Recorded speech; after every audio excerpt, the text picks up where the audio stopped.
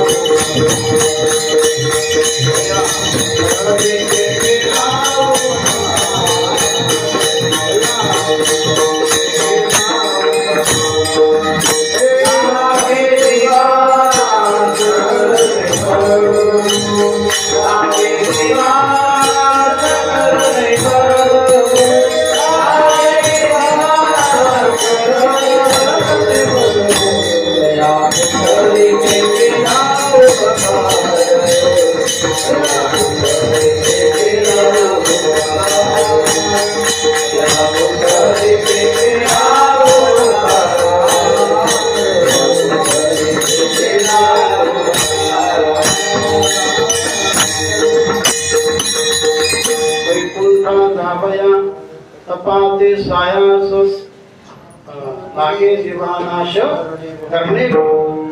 फार मोठा आटापिटा करावा लागतो, फार मोठं कष्ट, फार मोठं तप, आणि नंतर ते मिळत असतं वैकुंठ. तर त्या वैकुंठामध्ये आपण जाणे, याला सलोकता मुक्ती म्हटलं.